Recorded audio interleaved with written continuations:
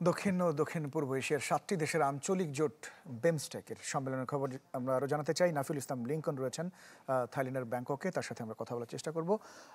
Lincoln, সম্মেলনের প্রথম দিন আর কি থাকছে?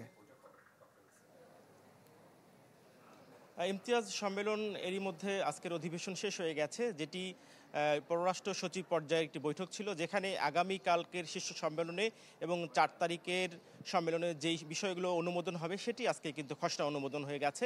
এবং পররাষ্ট্র সচিব জসিমউদ্দিন কিছুক্ষণ আগে আমাদেরকে জানিয়েছেন যে বাংলাদেশের দায়িত্ব মূলত ব্যবসা বাণিজ্য এবং বিনিয়োগ সংক্রান্ত বিষয় দেখভাল করা। সেখানে মুক্ত বাণিজ্য অর্থনীতি চালু করার জন্য একটি ফ্রেমওয়ার্ক নিয়ে কাজ করছেন। যদিও সচিব বলেছেন যে প্রায় ২৭ বছর আগে প্রতিষ্ঠিত এই আঞ্চলিক সংগঠনের মূল যেটি আকাঙ্ক্ষা ছিল মুক্ত বাণিজ্য অর্থনীতি। আপনি জানেন যে বিশ্ব বাণিজ্যের যে বৈশ্বিক বাণিজ্যের যে প্রতিবন্ধকতা কাটিয়ে এই অঞ্চলের জনগণের বা এই অঞ্চলের মানুষের ভাগ্য উন্নয়নের জন্য যেই পদক্ষেপগুলো নেওয়া দরকার সেটি নেওয়ার জন্য কিন্তু এই জোটগুলো কাজ করে থাকে। এবং আমরা জানি যে আগামীকাল নরেন্দ্র মোদী এবং প্রধান উপদেষ্টা ডক্টর মোহাম্মদ ইউনূসের সঙ্গে যে বৈঠকটি হওয়ার কথা রয়েছে সেটি সংক্রান্ত একটি বিষয় বলেছেন পররাষ্ট্র সচিব, যেটি সম্ভাবনা এখনও আছে এবং তার ইতিবাচকভাবে সাড়াও পেয়েছেন।